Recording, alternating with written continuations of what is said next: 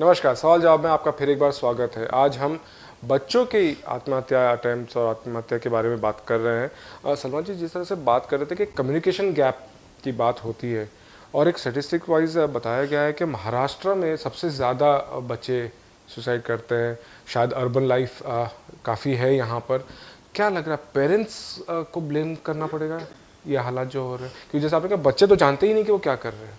जैसे जॉनसन जी ने बताया कि सिर्फ पेरेंट्स को ब्लेम करने से या उनको ही सिर्फ अवेयर करने से इनफ नहीं होगा, लेकिन yes, almost 90% of the owners lies with the parents, क्योंकि बच्चे सबसे ज़्यादा समय बचपन से लेके किसके साथ बिताते हैं, कौन उनका रोल मॉडल है। कितने भी बच्चे स्कूल जाएं, बाहर जाएं, फ्रेंड्स हो, पीयर्स हो, लेकिन आखिर में रोल मॉडल होते हैं पेरेंट्स। और हर बच्चा चाहता है कि मेरी इमेज या मेरे बारे में मेरे पेरेंट्स कैसा सोचते हैं, क्या सोचते हैं, और हर बच्चा चाहता है उसकी खुद की इमेज उस पर बनती है।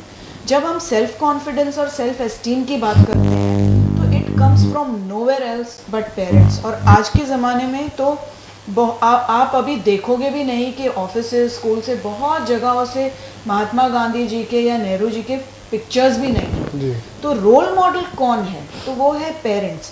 शर्मिला जी ने कहा कि सब कुछ बच्चों को बहुत ज़्यादा मिल रहा है, तो ये बात बहुत सही है कि हम पेरेंट्स बच्चों को ज़रूरत से ज़्यादा और समय से पहले, आज एक छोटे छोटे बच्चे के हाथ में आईपैड है, मोबाइल्स है, स्मार्टफोन्स हैं।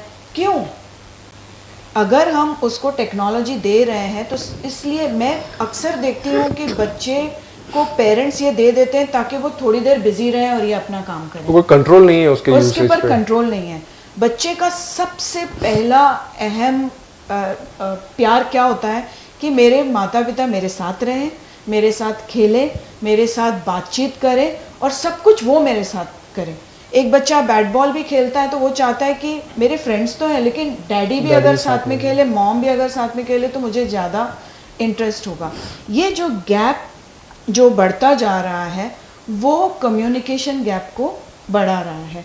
बातचीत, अरे एक बच्चे के जीवन में अगर कुछ हलचल है या उसमें कुछ कमी है या उसको कुछ तकलीफ हो रही है तो माँ को तो, पिताजी को तो सबसे पहले पता चल जाना चाहिए।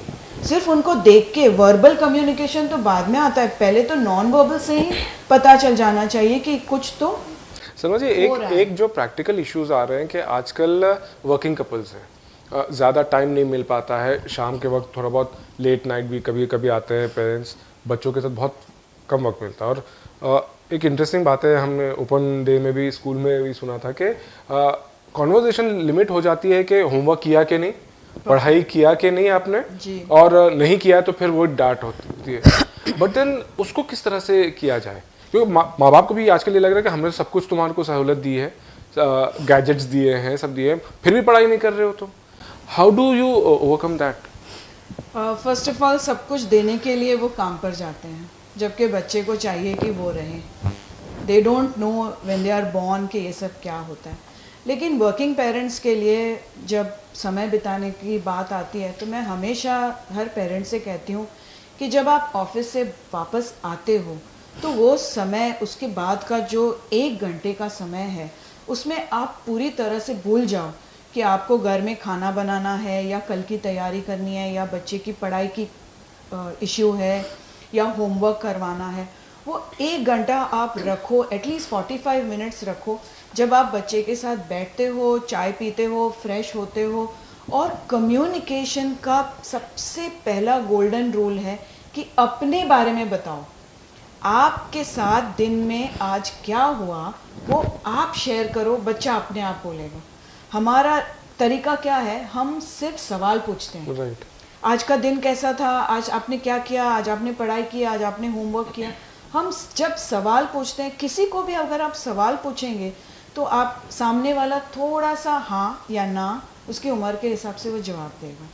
तो जब अपने बारे में आप बताते हो तो आप बहुत ओपन कर देते हो और सामने वाला बताएगा ही, बच्चा अपने बारे में बताएगा। सेकंड है, उसके साथ एक छोटा सा वहाँ पे गेम खेलो। जिसके साथ आप बातचीत कर रहे हो, तो आप लूडो खेल रहे हो या स्नेक्स एंड लैडर खेल रहे हो, जो कोई भी बोर्ड गेम, जिग्सॉ पजल बना रहे हो, ये तो आजकल गायब ही हो गए हैं। लेगोस खेल रहे हो, और जितना फिंगर्स के साथ एक्टिविटी होगी, लोग कहते हैं कि mouse is also, mouse pad is also dealt with finger, but you are not using both the hands. And जितना आप एक्टिविटी बच्चों के साथ पर्सनली करोगे, वो bonding. Third is reading, reading भी गायब हो गया है। जी बिल्कुल। जबकि वो हम उस स्टेज पे पहुंचे ही नहीं हैं, हमको और 50 साल लगने वाले हैं जब हम इलेक्ट्रोड्स लगाएंगे और जो भी मटेरियल सामने है आप वर्चुअली पूरा रीड करोगे। तो रीडिंग तो ऐसा स्किल है जो हर बच्चे को, कोई भी लैंग्वेज में पढ़ाई कर रहा हो उसको ज़रूरी है। बच्चे की मनपसंद किताब जो है वो लेके उस पर रीडिंग करो। आप अपनी किताबें मत थोपो उस पर, the child will never read, उनको वो ऑप्शन दीजिए। These are very simple steps of keeping the bond, keeping the communication on and making the, वो बच्चे को comfort level हो कि मैं अपनी माँ से या पिताजी से कुछ भी बात कर सकता हूँ। ऐसा सिचुएशन हो कि मेरी लाइफ में अगर खुशियाँ भी हैं तो मैं पहला कॉल मम्मी डैडी को करूँ, मेरे लाइफ में अगर कोई सैडनेस भी है तो भी मैं पहला कॉल मम्मी डैडी को करूँ। ये तो बहुत सही बात है कि बहुत अच्छी बात आपने कही कि सवाल सिर्फ मत कीजिए, आप शेयर कीजिए। मैम आपके साथ भी जिस तरह से बच्चे take over from here actually the same thing what I would like to say, जैसे स्कूल में पेरेंट्स को भी बताते हैं हम कि जब बच्चा आता है घर पे उसको बात करने दो, पूछो। इट कैन बी टीचर ने आज क्या पहन के आया है, वो भी हो सकता है। शायद एक स्टेज है बच्चा जो वो भी डिस्क्राइब करना चाहेगा, टिल कि टीचर ने क्या बोला, आज क्लास में क्या हुआ, कौन सा बच्चा गिर गया, क्या हुआ, झगड़ा हुआ, वो भी बताएगा। एंड अगर मम्मी या पापा जो भी बात कर रहे हैं उसके साथ अगर उसमें थोड़ा सा इंटरेस्ट हो, ऐसा नहीं कि आप काम करते रहो, बच्चा ठीक है टीचर ने बोला बच्चा को सुनना है, सुन लिया।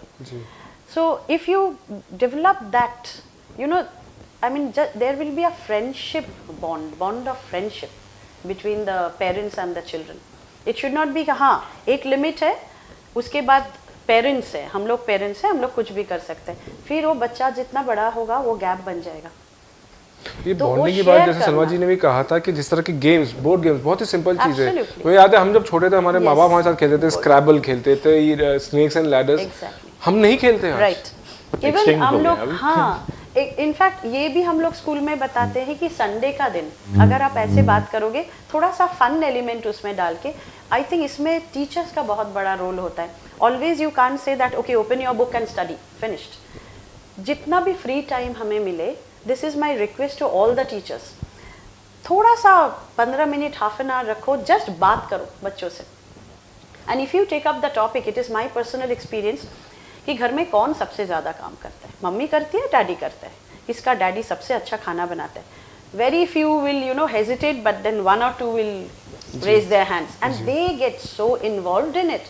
Immediately the family comes to the classroom and then they realize कि हाँ अरे मेरा मम्मी ये करती है, मेरा पापा को बहुत अच्छा खाना बनाना आता है। संडे का दिन I always tell my children, mummy कुछ नहीं करेगी, mummy will take a break, daddy and you are making the breakfast.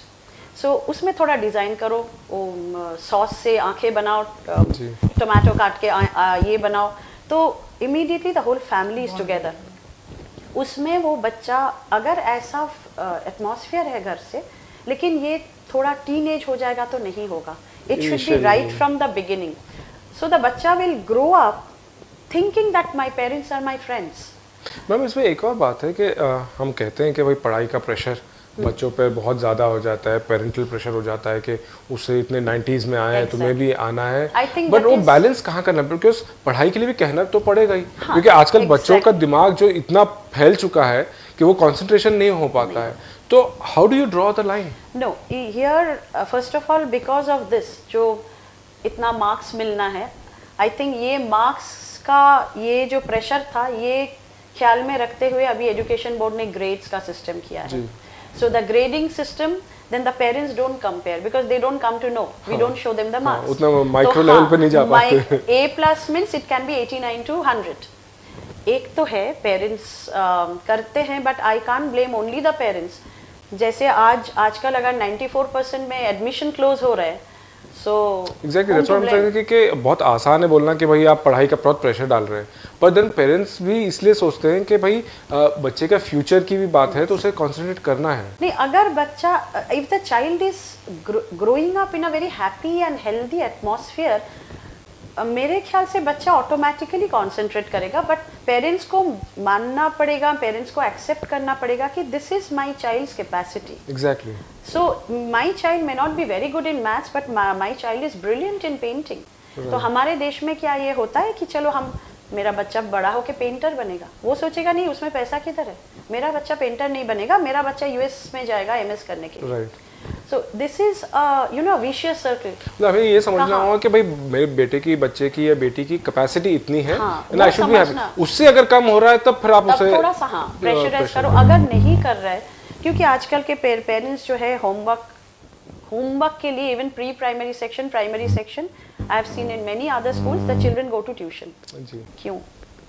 तो शुरू से ही बच्चा के सर पे एक बहुत बड़ा भारी बैग है, वो लेके जब बच्चा चल रहा है, अल्टीमेटली एक सैचुरेशन पॉइंट आ जाता है, तभी बच्चा कोऑपरेट नहीं करेगा। तो you never know that where the child is slowly getting demoralised. तो उसके लिए अगर घर में overall there is a happy atmosphere, one day give a break if you feel the child is getting overworked, the next day the child will definitely perform better. And अगर वो भी समझाना है, ठीक है, this evaluation you got may be 7 out of 10, there is no competition between you and your partner, the competition is with you. Exactly. आपको इस time पे 7 मिला है, नेक्स्ट टाइम आपको 8, 8.5 मिलेगा। If we the parent says next time 10 मिलना चाहिए, the child will feel lost. 7 से उसको 1.5 मार्क ज़्यादा बोलो, बच्चा will try to cooperate. Johnson, fear of failure ये बहुत बड़ा कॉज बताया जाता है, बच्चे जो सुसाइड करते हैं, और नेचुरली उनके ज़्यादा कॉज जैसे आप बता रहे हैं, उनको किस तरह से कोप करना चाहिए? देखो, मेन चीज़ तो ये बात है कि there is a lacunae in the upbringing of the child. जो पेरेंट्स जो कंडीशनिंग देते हैं बच्चों के लिए, उसमें प्रॉब्लम है। क्या सिखाते हैं पेरेंट्स? जो भी मांगते हैं बच्चे वो दे देते हैं, जैसे सलमा प्रभु जी ने कहा, जैसे शर्मिला जी ने कहा। तो ये एक अहम मुद्दा है चाइल्ड के अपब्रिंगिंग के लिए कि parents have to teach the child how to cope with disappointment, जी, not prevent them from feeling disappointment. आज के पेरेंट्स क्या करते हैं? Preventing you from feeling disappointment. नहीं, मेरे बच्चे दुख नहीं एक्सपीरियंस करना चाहिए। क्यों? I mean that is part of your life, that is part of how that is what will help you cope with the rest of your life. Unless you learn that, जब तक आप वो नहीं सीखेंगे तब तक आप आगे कैसे बढ़ेंगे? बहुत ही protective environment is not good. You have to teach your child how to cope with disappointment, how to cope with failure, how to cope with all the negatives in life. नहीं तो बच्चे कैसे सीखेंगे? वरना अचानक सामने उनके आ जाता है और फिर वो कुछ नहीं कर पाते एक्चुअली कि क्या करना है, कुछ नहीं कर पाते वो लोग। तो ये अहम मुद्दा है बच्चों की परवरिश के लिए कि वो ये सब सीखे। पहले मटेरियल गुड्स तो दे वो, उसमें कोई प्रॉब्लम नहीं है, लेकिन उसको भी कैसे इस्तेमाल करना है, कब इस्तेमाल करना है, क्यों इस्तेमाल करना है, वो भी सिखाना है। ऐसे नहीं कि सब कुछ दे दे और ऐसे ही छोड़ दे उनको। मेरे चाइल्ड बहुत ब्रिलियंट है कंप्यूटर में, तो पूरा टाइम कंप्यूटर पे ही बैठा रहेगा। तो खेल कूद नहीं कर रहा है तो फिर कैसे? हमारे सेंसेस जो भगवान ने हमें दी है उसकी इस्तेमाल तो करनी चाहिए ना। जब आप सेंसेस की इस्तेमाल नहीं करेंगे तो कैसे वो तो जंग पकड़ जाएगा। और अगर आपकी सेंसेस काम नहीं करेगा तो आप सोच नहीं पाएंगे। तो आपने जैसा बताया कि एग्जामिनेशन पीरियड में ज़्यादा कॉल्स आ जाते हैं, नेचुरली बात ये हो जाती है कि बच्चों को ये लगता है कि हम शायद पास नहीं होंगे, एंड देन पेरेंट्स ने like you said MS US में जाके करना है, दोस काइंड ऑफ एक्सपेक्टेशंस हैं, एस्पिरेशंस हैं। पेरेंट्स आजकल वो टिपिकल इंजीनियरिंग करना है, डॉक्टर बनना है, जबकि आज ऑप्शंस बहुत सारे हैं। तो आपको लगता है कि यहाँ पे कमी पड़ रही है कि बच्चों को पहले नहीं पता जा रहा है कि बहुत ऑप्शंस आप कर सकते हैं? क्या आपके हेल्पलाइन द्वारा इस तरह से कुछ बताया जाता है उनको? मेन प्रॉब्लम ये है कि देखो, ऑप्शंस तो बहुत सारे हैं, लेकिन पेरेंट्स की आइडियोलॉजी में सिर्फ 2-3 ऑप्शंस ही है। जो कमाई भी बहुत ज्यादा है बाकी फील्ड्स में। कमाई तो बहुत है, मतलब ड्रेस डिजाइनिंग में इतना सारा कमाई है, एनीथिंग यू डू इतना सारा कमाई है, न्यूज़ में कमाई है, हर चीज़ में कमाई है, हर वॉक ऑफ लाइफ में कमाई है।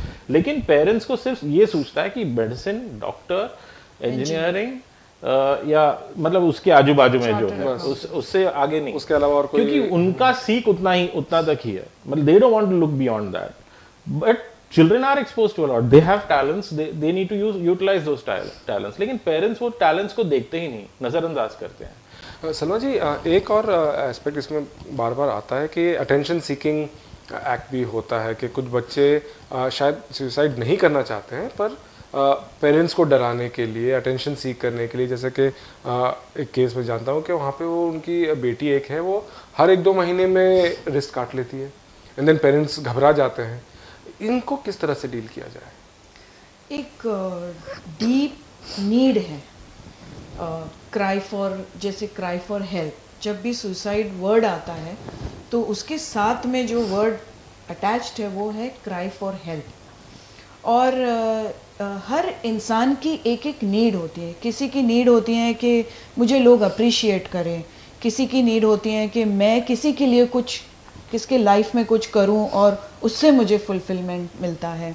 किसी की नीड होती है कि मैं जो भी कहूं, डोमिनेशन, मैं जो भी कहूं सब ने वो सुनना चाहिए, सभी ने वो फॉलो करना चाहिए, या मैं जो मांगूं मुझे इंस्टेंटली मिल जाना चाहिए।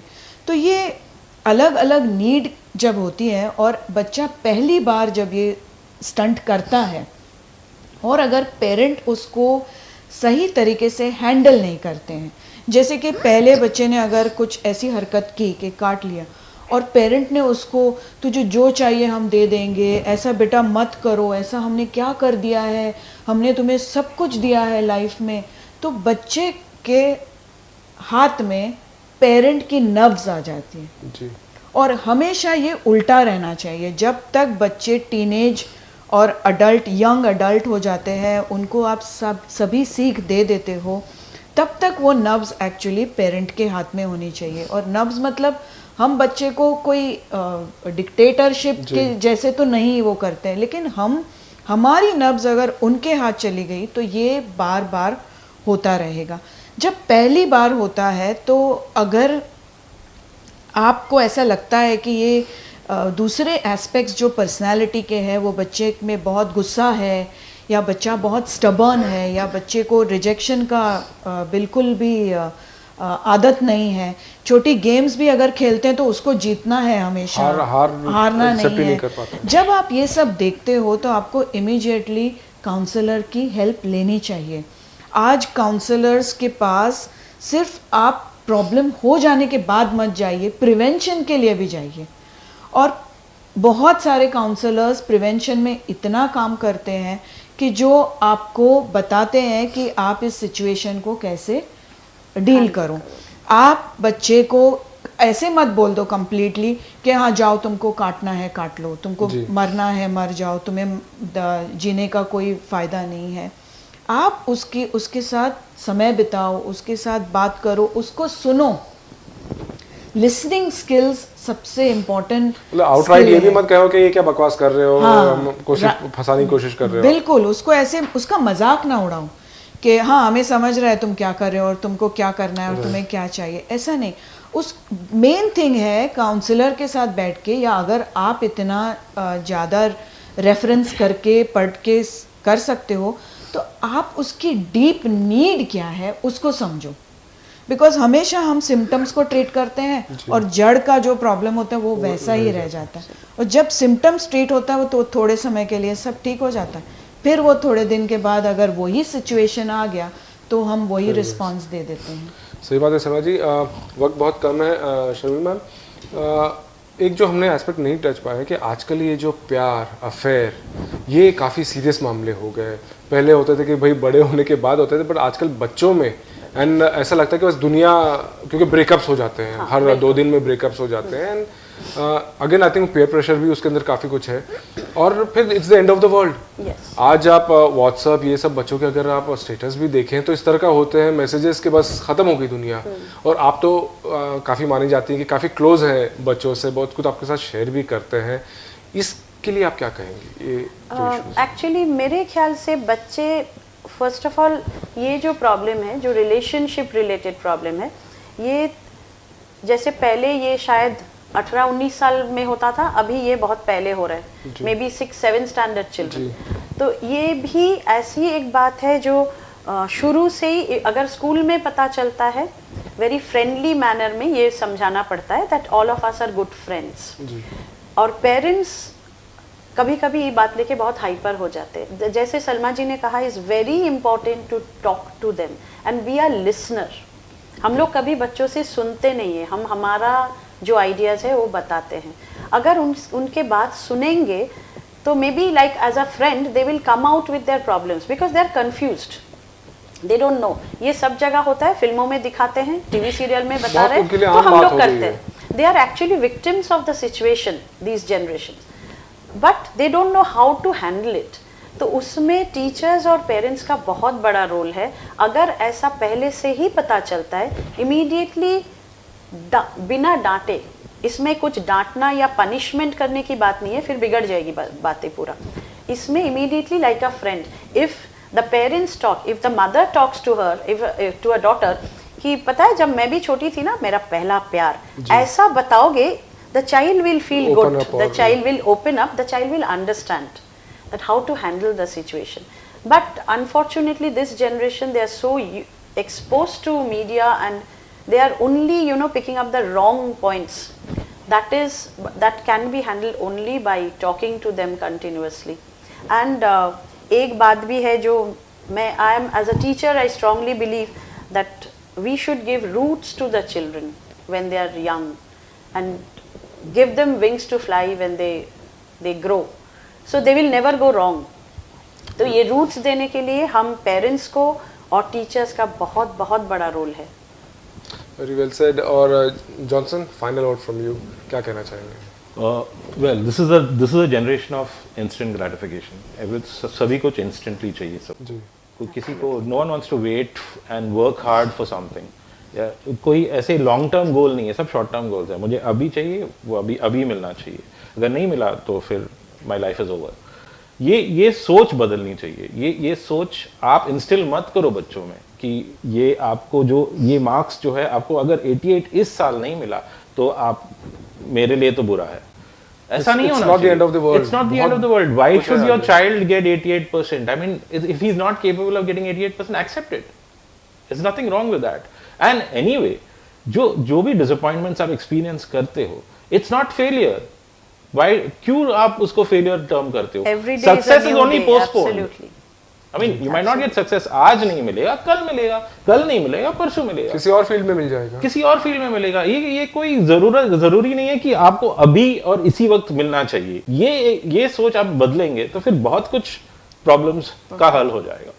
बहुत सही कहा आप लोगों ने, आपका बहुत बहुत शुक्रिया। बहुत इनवैल्यूएबल इनपुट्स आज मिले। हमें उम्मीद है कि हमारे दर्शकों को इस बात का ध्यान रहेगा जो बातें आज कही गई हैं। जाते जाते मैं एक और बता दूं कि आसरा जो जॉनसन चलाते हैं हेल्पलाइन, सुसाइड प्रिवेंशन हेल्पलाइन, इसका नंबर है 27546669। ये हम अपनी स्क्रीन पे भी फ्लैश कर रहे हैं। अगर आपको लगता है कि कोई आपका सहारा नहीं है, कोई आप बात नहीं कर पा रहे हैं किसी से, जो कि नहीं होना चाहिए, फिर भी अगर आपको ऐसा लगता है तो आप इस नंबर पर ज़रूर कॉल कीजिए एंड आई एश्योर यू आपको मदद ज़रूर मिलेगी। आज के लिए सिर्फ इतना ही, हमें इजाज़त दीजिए। नमस्कार।